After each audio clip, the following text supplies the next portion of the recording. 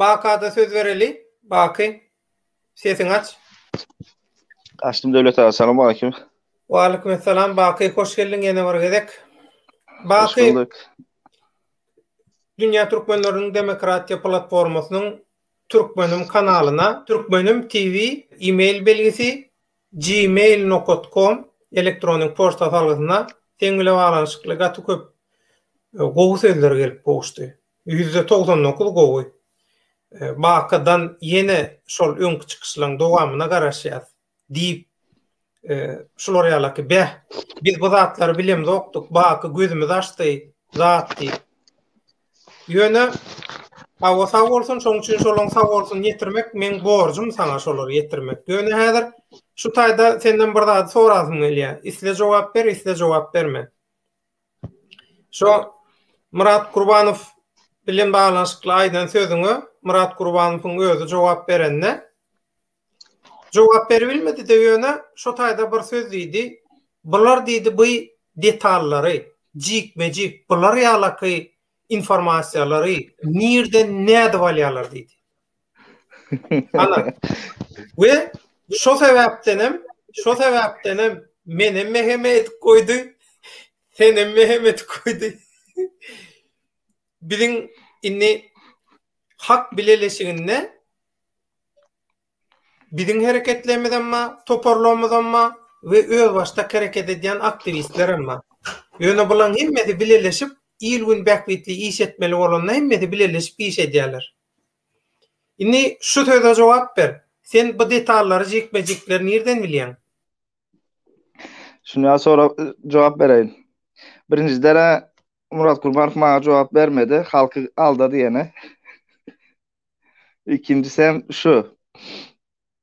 Ben günlük 12 saatin 10 saati videoları araştırıyorum internet oturup. 8 yıldan beri edyen işim. Analiz edýän. Aha. Oturup. Sen öz uğrun näme baky?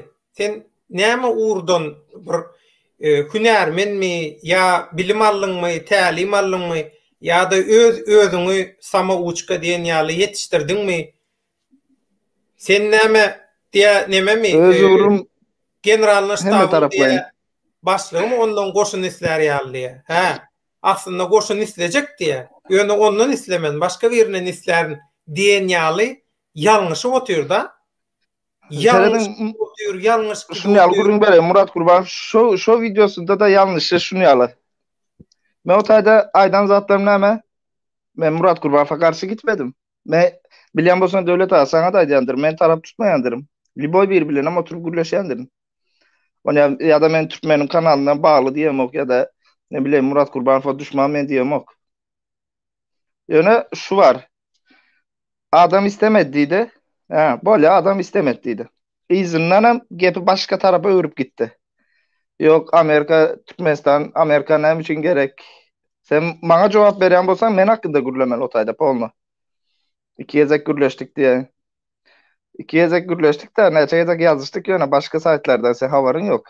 Murat Kurbanow'un. İkincisi men öz uğrum açacak gel. Öz uğrum yok men. Halk üçün men öz uğrum. Edýän işlerinden bilemok diýe men edýän işlerimi aýdamok. Ýöne edýän işim men aýdan wagty Murat Kurbanow äli ýene bir 20 ýyldan soň çyksa da o iş etjegine inanamam men. Men edýän işim kendir, onu bilýän olanlar bilýär. Wagtynda Türkmenistanda da etdik, berde de etdik. Indi ýene bir näme aýtjagym var. Türkmenistan Amerika gerek geldi ya da ben sana bir näme aýtjak. Bir adamın zadyny videosunu uğratjak sana Döwlet ağa. Dinle. Türkçe gürleşýär kanalda. Öňümüzdäki 10 ýyl Türkmenistan gowy gün görmeýär. Men halka aýtjak gel bolýan muny. Halk birleşdirmek. Mesela şunu aydın menki alış Türkmenistan halkını şu tayda birleştirmek isteyen adam yoktur. Köprü deyip bana boşuna etmeyenler şu tayda İstanbul'da. Men tanan olan köprü deyip aydandır.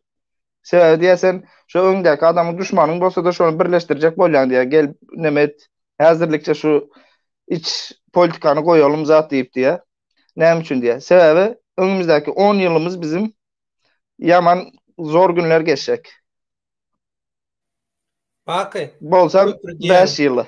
köprü diyen sözün öyle bağışla. Onu bizim şu Türkmenistan'na diktatörlüğün yetecek derecesine yetmeğine esası rolları oynak kaydan devlette gatı täsirli rollarda işläp dökü bilen ganyny dökü bilen göz ýaşyny döküp vuru bilen puluny vurup kaydanlary bilen inni özüne şolar şunkun opozisiýa aktivist diýen bolsa birleşmeli mi biz? Şu Hiçbir Amerikan sen men üçün ya häzir Rusya on jogabını berjek döwlet Federasyonyň ha. ya Iranyň howpundan On gutuljak jogabını berjek. On jogabını berjek. Ýöne Türkmenoğlu kanalynda bir video paylaşypdy bundan bir ay öňürek. Bir rusça paylaşdy, bir hem türkmence paylaşdy. Yarım saatlik video. Şuurgen polisi işgäri bilen bağlanşyklymy? Yok, neme bu Türkmenistan, Rossiya, Xitay hakkında gürrüň Ol öňkü neme gepleşigin Häzir indi men açjak bolýan näme üçin Murat Gulbaş şulary gören okmuka eger siyasete giren bolsa bolýa sonradan girdi, giren bolsa şu zatla analiz eden okmuka. Yok, wagty yok, eli degen ok. Ol döwlet adamlaryna maslahat berýär. Aýtda biz döwlet adamlaryna diýdi maslahat berýärdi. Inne bu döwlet adamlaryna şu tejribesizligi bilen şu tökmetleri hakykat etjek bolup ýalňyşyp aljyrap oturuşy bilen. Bu ne? Haýsy döwlet adamlary ka? Bu döwlet adamlarym diýäni şol haram tohum ýaly bolaýmasa, şo Gurbanoğluň tögere ýaly bolaýmasa? Ýewropa adamlary. Ýewropa adamlary şolar ýaly adamlaryň maslahatyna mätäçmi? Bize mä Ýewropada mene şolar ýalyň maslahatyna özleri ýaly maşenikler bolup biler. Ýöne hakyky döwlet adamlary, hakyky syýasatçylar mene şolardan maslahat sorar edimmi? Soraýan bolsa aýtsyn, men şolar bilen interwýu edeýin. Döwlet Hafter'i tanayan Hafter'i. Şon kellesi işleýärmi şu adamyň? Hafter nerden bilen kellesini işlemeýän o generala? Yo, generalda şu adam mesela kukla bilen konkret kukla. Kukla bolmagy kellesi işlän ok diýen manyny beren ok. Ine biziň esasy ýalňyş ýerimiz. Hazır düşündirecek mesela şonu. Haramda geplemäni başaran ok. Şoň çykyşlaryny montaj edýärler, gowy montaj edilen oklar. Şo manky gürlemäni adam bilen ok ýöne şonda da şo wezipäni eýelä otur. Sen men diýjämi düşünmedim. Men açjak yok dur. Oýunjak adam bolup bilýär. Ýöne şonda da diýmek özüne yeterlik şonda hilegärlik bar, kezzaplyk bar. Men diýjäm şu taýdan sen dinle döwlet ha. Şunu gürrüň beren sana. Bu özara gürrüň ýaly gürleşelmez şu taýda. Hafter Kaddafi'nin en gowy adamı tüşe bilýärmi? En ýakyn adam Hafter'di. Amerika'ya gitti. İzine geldi. Fransa'ya gulluk etmene başladı. Fransa bilen Kaddafi'ni devirmede Hafter'in gowy rolü boldu. Azimde Murat Gurbanov nemetsem ýene nemetjek da o maňa. Indik sapa jogap berjek ya, ýene öňüne goýjak şunu. Halkyň özü görsün bundan soňra. Yaşap görsün. Şu Murat Gurbanov häzir belki bilen okturam. Şunu ýaly güçler var. Sana var ha, gulaňa bir hili akşam düşüňe giren ýaly düşüňe girip çykýarlar. Sa erti näme etjeňi beýniňe sokýarlar. Erti nerden näme gürlejeňi. Häzir Murat Gurbanov näme berýär diýär da sağa sola indi. Olar täsir edilen ok. Olar ýaly güýçli bolsa, olar ýaly gipnoz bolsa. O Murat Gurbanov indi Ýewropada gerekli adam ez şu Ýewropa üçin, Amerika üçin hem.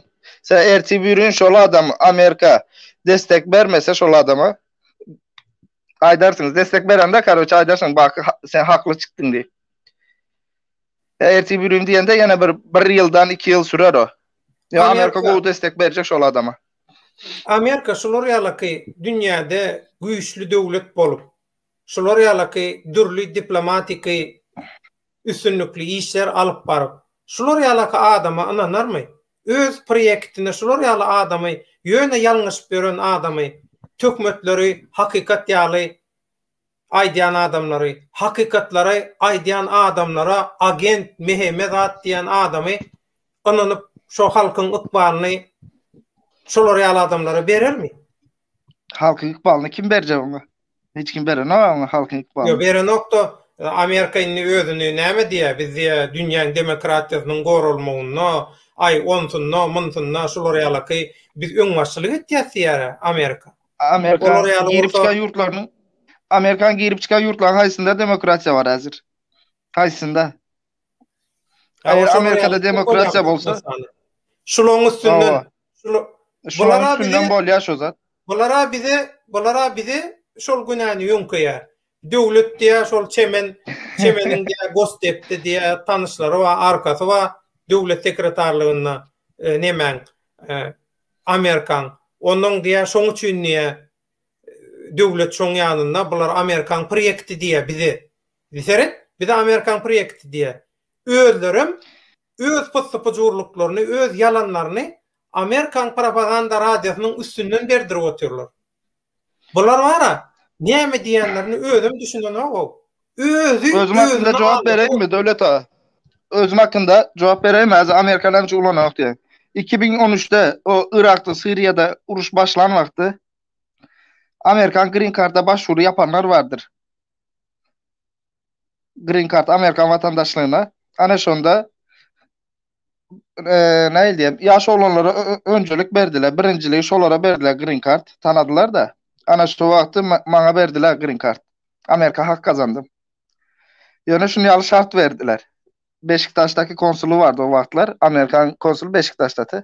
Şunu yalı şart var. Ya Amerikan adına diye. Sana diye Amerika'da 6 ay eğitim verecek diye. Dil kursu eğitim diye. Amerikan adına diye.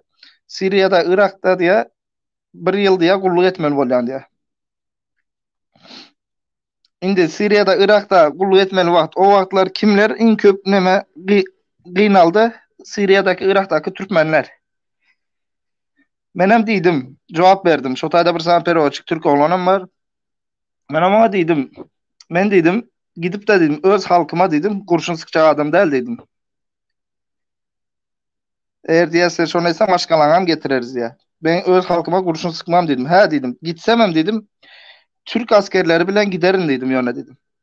Türkiýe saldatları bilen giderin dedim. Yani Amerikan saldatları çıkarmam dedim. Otaydakilerim Türkmendir dedim. Şunu aýtdym. Men Green Card hesabım kapandı. Bolam. Indi Amerika hakkımı gitti. Ayçak bolam düşündün mü de Döwlet ağa? Näçe adamı şunu ýaly edip çağırýarlar ha. Sen özün gırdırýarlar, onun ýaly zaty ýok. Mesela Murat Gurbanfäzim men şunu ýaly diýenim üçin millet ne yorumlar okudum da geçenki çıkışlarda köpüsi aýdyp duray, bak yalan gepleýe, ýene näme diýip ýazanlar var. Elinde diye delili var mı? Bizim halka şunu ýaly öwredipdirler, elinde delilin var mı? Men sana dialog getiremok, men hiç açanam yazı yazan adam däldirim. 10 ýyl okawam yazı yazamok. Ondan soň ýene bir 2-3 ýyl okudum, onda da yazı yazan adam däldirim. Men ýatdan aýdyp berýärdim emmezady. Şoň üçinem men açam delil del, men soňam otayda delil getirer ya, men özüm ýaşan adam, o sorýany ýaşama öz başımdan geçen zatlary gürrüň berdim men size. Men size delil getirer ya, birini başından geçireni gürrüň bermedim otayda. Öz başımdan geçeni gürrüň berdim. Men diýjek bolýanym şu.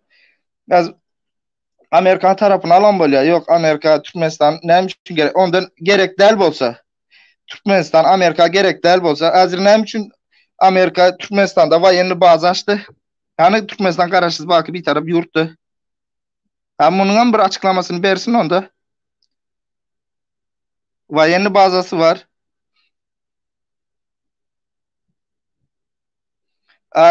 Suriye'den o avtobuslara basıp 4500 bilen 10.000 kişi arasında ýygylyny ekitdiler, daýyşlyny. Basıp ekitdiler. O adamlar nereye gitti Suriye'den çıkanlar? Türkmenistan graniçasında 50 sanısı o 2018'den mi oldu şu Türkmenistan'da olimpiyat? 2018'de olimpiyattan bir 10 gün mü ön 50 saniyesini Türk istihbaratçısı. Aziyada diyen mi? Aziyada. O. Olimpiyada diyen de dünya olimpiyadası yerle şol Aziyada da. Aziyada. Ana şonda 10 gün önünde mi nemem 50 saniyesini Türk agentleri tutmadı mı şotayda? İgillileri. Hani otayını Rusya nemeleri korumaldı, vayenli güçleri korumaldı. Ne için koramadılar? Hazır Türkmenistan içinde men görüşüme göre menden başka neçe kişi gurrun berýär İnternet açıp biraz gözlep görseler. Amerika, Xitay birinci, Rusya, Türkmenistan üstünde ölüşüp otylar. O Akvel Saparam çıkıp bir yerden neme diye işte prezidentin yüzüne kalam attı diye yok neme etti diye. Putin şonu yasamsık adamı. Az Rusya'nın emme yurtdaşlav otyr. Bu adam indi öz hizmetdaşına kalam atıp ona mı kaçırsın elinden? Bulunmaz nemen hazır. Türkmenistan neme prezidenta kalam atıp zat eder yal. Bolya gıyırşan bolup biler. Yöne bizim Türkmenistan prezidenti neme etti? Berdimuhamedov çıktı. Turan Birliği'ne koşuldu hemen. Turan bileleşigi diýilýän barada sen garaýşyň näýliğine sen aýtdyň men analiz edýän kanallary köp seredýän diňe Türkmenistan ile baglanyşykly dünýä geopolitikasy bilen baglanyşykly çykyşlary, zatlary sen analiz edýän bir oglunna. Şoň üçin senden soraýan. Bu Turan bileleşigi gurruňy nerden çykdy, nädip çykdy we kimiň bähwidine bu? Bu Turan bileleşigi seredin. Hazır hem kim aydan gepi şu. Yok Kazakistan başlattı diye, kimisi ayda Türkiye başlattı diye. Aslında Turan bileleşigini birinci başladan kişi Sovetski Soyuz'dan ayrılan vakti Saparmurat Niyazov başlattı. Turan bileleşigini. Başlam deydi. Kazakistan prezidenti hem şu vaktlar deydi. Men halkım Kazakistan içinde Rus halkı köp. Şoň üçin men hazır öz iç problemadan koşulup bilmeyen şu zada deyip ize kaldıryalar mını. Yalnız şan olayma Niyazov'un olarayalı bir nemesi yok da. Yok Niyazov şonyal başladı. Şuta Türkiye nemesinde de var şu. İnternetten hem yazsan çıkıp oturan şu datla. İnternetten yazsan internette yazılan edilen zatlan hemmesi doğru değil. Ona seretsen hazır Türkmenistan doğru değil. Ona seretsen bak burmun. Ona seretsen hazır. Bir kanalın adı Türkmen halkı 3 harf. Türkmen halkı 3 harf. Türkmen halkı değil. Türkmen halkının ganını içip doymadık, göz yaşını döküp doymadık, pulunu yiyip talap, gıyıllarının, oğlanlarının namasını baskılap doymadık haramlara. O näýle onun Türkmen halkı bolýar. Inni şolon materiallarına seredýän, şolon yalan propagandalarına, manipulasiýalaryna seredýän adam hakykati bilmese, şolon aýdýan dogry diýip pikir edýär. İnternette her gören zadyň dogry däl, bak. Men internetten göremden başka da hakikaten Niyazov ilk başlatanlardan şonu. Ondan sonra hazır Turan Birliği'ne gelende Turan Birliği'ni şu şekilde Türkmenistan düzelmeden men gowy seredem ok. Nereden bileyim taze prezident mi gelecek? Hemme taraflar ne etmese hazır bu Berdimuhamedov'un edýän işini men sana diýerim. Turan Birliği'ne goşulan bolýa. Käbir zatlara nemelere kararlara gol çekýär. Olam näýle? Mesela fark eden bolsanız terörle mücadele, ortak askeri operasyon, diňe şolara gol çekýändir. İşine gelýänlerine. Hemmesine gol çeken o gotayda. Bak. Bağışta sözün öyle. Eger oturup doğru göpleşelir şutayda. Turan bileleşigine Türkiye dilli halklar girýär. Şo halklaryň döwletleri awtonom, öz ýurtýarly, öz başdak sewitleri we şoňa beňdeşler. Dogry dämi? Doğru. Dogry internet inni eger oturup dogry gürleşeli. Azerbaýjanlylar, Türkmenistanlylar halanok, Türkmenistanlylar, Azerbaýjanlylar halanok. Azerbaýjanlylar belki prosentine seretsen Azerbaýjanyň içinde aňyrymyzyň birdigini, oğuz atadan gelýänligimizi bilýän köpdür Türkmenistanlylara görä. Meselen, şoň üçin Azerbaýjanyň içindäki Türkmenistanlylara garşy ýigrenç Türkmenistanlylaryň Azerbaýjanlylara garşy bolan ýigrençinden az bolup biler. Gazaklarym türkmenler halanok, Orta Aziýa halklary, türki halklar bir-birini halanok. Bulan arasyna bir 500 ýyl mundan öň gowy taýinlanyp telimedek üstünlükli ýagdaýda durmuşa geçirilen yalan propagandalar, düşmançylykly propagandalar bar. Bu propagandalaryň nesil ýydarlaýa, bu adamlaryň ganyna, genine biri bilen düşünşüp bilmeýän halklar nädip birleşik Turan birleşigi gurýar? He? Şu Turan birleşigi nirden çykdy? Kimin bähbidinde? Şunu düşündürdi da bana. Turan birliği mi? Ha o. Şu Turan birleşigi. Hazır kimin okuduğum ýaly şu nemesi var, Turan birleşiginiň nemesi mesela söwda, ticaret, edil Ýewropa Birliği ýaly bolmaly diýe. Edil şo boluşda bolsa, gowy hemmemiziň bähbidimize bolýar şo zat. Hemmemiziň bähbidimize. Ýöne şo boluşda bolmaz. Ýanky bir azmyndan alyp aýtdyň da, sen şo men şonu aýtjak bolup oturdum. Azerbaýjan bilen Türkmenistan oňşony mesela hazır şunu aýdym, Özbekistan bilen Türkmenistan arasynda 20 ýyldan bäri sowuk uruş bar. Şonu hiç kim bilen okmu? 20 ýyldan bäri sowuk uruş bar. Mesela Niyazow ölen giýjesi Özbekler waýenysy toplap Türkmenistan granisasyna getirdiler. Onu halklar düşünüşýär, ýöne politikde düşünüşmeýärler. Ha bir iki hazır mesela prosto yine bir zat misal verin. Sözün ağzında unutma. Rozo ayakka bir zat koşak dedi. Rozo ayakka koş. Son devam edelim.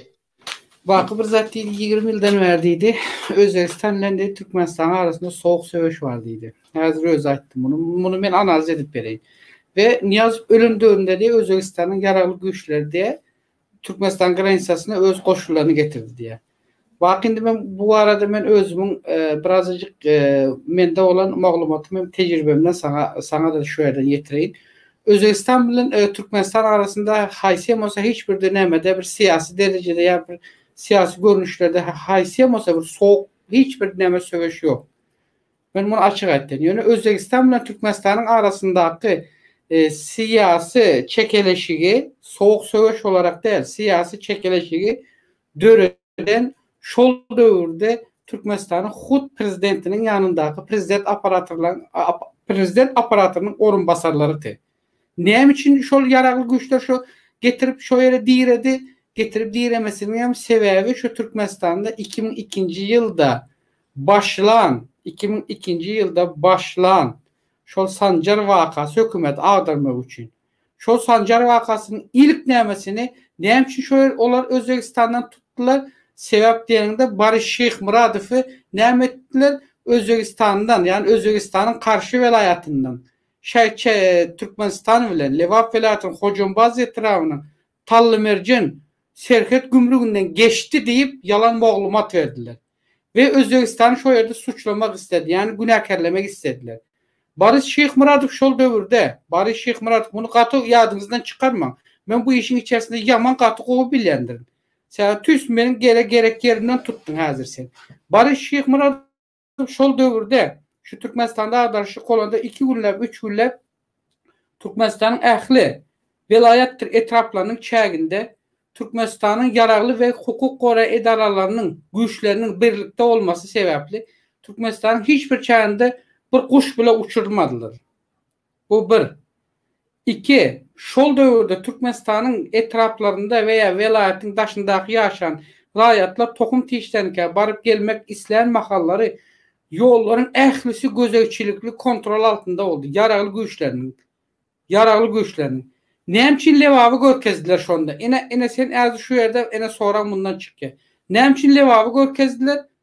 Patamışda Lewawyň ozalky häkimi, Lewap velayatynyň ozalky häkimi şol velayatyň ozal Sakarya etrafında häkim bolan soň velayat häkimligine gelen Gurammurat Rozifowyň boynuna atmak üçin Geday Ahmet döwründen ozal şol velayatda Livap velayatının birinci, yani Türkmenağa şäheriniň birinci mikroýonuň Toktogul restoranında Livap Türkmenistan'ın Livap velayatyny avtonom oblast edip Özbegistana goşjak boldular diýip şo ýerde toplanşyk geçirdiler. Muny geçirenlerin arasında şäheriň milli howpsuzlyklarynyň hem öz işgärleri hem boldy şol döwürde. Velayat häkiminiň yerli adamlary hem boldy. Mundan velayat häkimi Rozypyň hiç bir habary, maglumat hem ýok. Ya başkalaryň hem käbirleriň maglumat bolmady. Gerekli adamlar. Olaryň kimler? Ýöre Taşkawatdan gelen adamlar boldy. Livap velayaty näme üçin avtonom oblast bolmalymış?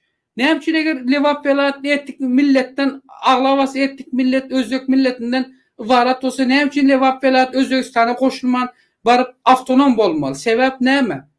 Şu ýerde bir sorak ýüze çykady. Näme üçin onda Özbegistan getirip o nämesine yaragly güýçlerini goýdy? Şol döwürde şol oýuny oýnan haramzadalar şu oýuny tutturup bilmäni üçin Livap velayatyny Türkmenistanyň döwletine, tutuş döwletine, hökümet aparatlarynyň içerisinde Livap velayatynyň halkyny watana, ýani döwlete dönük hökümünde halky şeýler derejeye getirip görkezdiler. Näme üçin? Velayatyň çäginden geçipmiş. Livap velayatynyň raýatlary we Livap velayatynyň şol döwürdäki ýolbaşçylary Özbegistandan ara bağlanışı gaty ulumuş. Gaty ulu işler bitirýär ekenmiş. Diye mış bile bu işler başa varmadı. Barış Şeyh Muratov Özbegistanyň Aşgabatdaky elçihanasynda tutuldu diýdiler. Özbegistanyň Aşgabatdaky elçihanasynda tutulan olsa Özbegistanyň Aşgabatdaky elçihanasynda çykanam ýok ol. Çykanam ýok o taýdan hiç ýere. Näme üçin Livap velayatynyň tä Aşgabada baryan çalny. Aşgabatyň içine, hatta Aşgabatyň içine girip şu konsulluğa girenç elçilige, girençe ýolda bir näçe gözekçilik yaragly güýçler duran. Bir näçe. Şol döwürde adamlar awtobuslar geçýän bolsa bile hökümetiň awtobuslaryny men özüm bilýän o döwür içerisindeligini.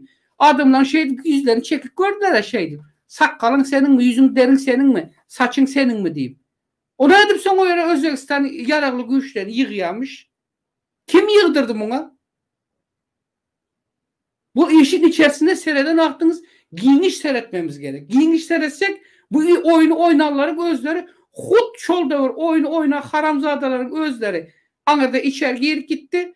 Bir 2 sene hazır yine yurdunda işte oturan ikinci oyun oynayacak olatan. Yine şolar ýaly. Yine seyret şu oyunun içerisinde köprägli lewaplar orta sürüp otur. Buların içinde näme üçin köpräg daşowuzly däl, näme üçin marly däl, aglawasyä näme üçin ahally däl, näme üçin balkally däl, näme üçin lewaply?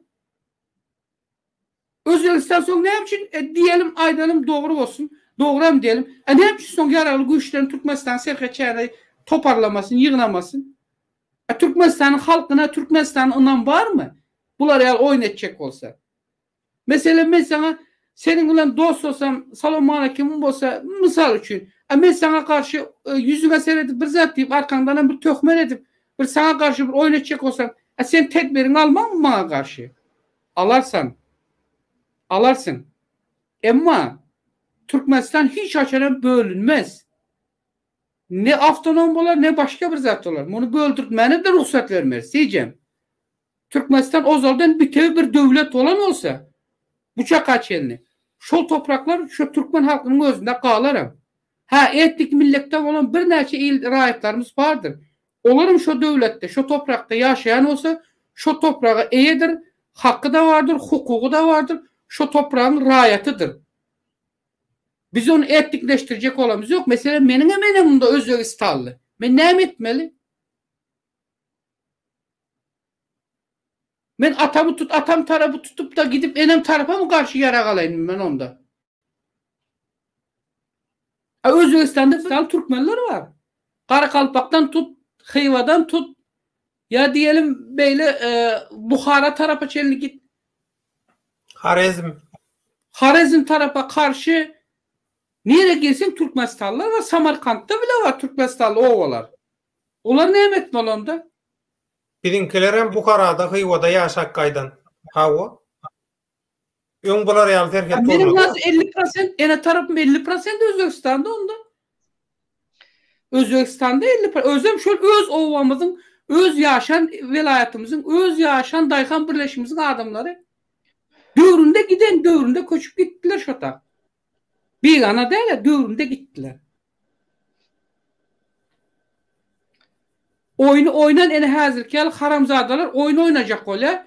Türkmenistan'ın halkını birbirine ya komşu devletlerini düşürmek için. Şol oyunu oynap dövründe pursatında peydalanıp şu pursatı elinde tutubilmen. İt oyunu oynayan maskara olarlar. Ene hazırım şu oyunu oynayacak olatır. Ene men şu yerden şunu aytmak istedim ben. Men hem şonu aytjak bolup Emmemiz aslında bir zat aytjak bolup Türkstayda. Yani men bu oyunun içerisinde oynalanlarını şol dövrde kimlerin ne bir güne velayatta bir güne hal şuların şu haramzadaların var yüzünü sesini duymadık.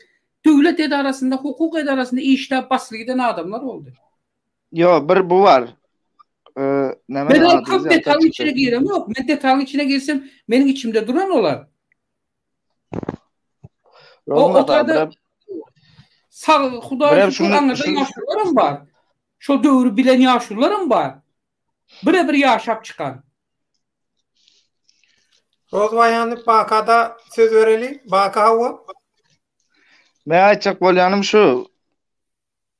O Türkmenistan prezident Niyazow ýolan gece hakikaten toplanıp duruyor.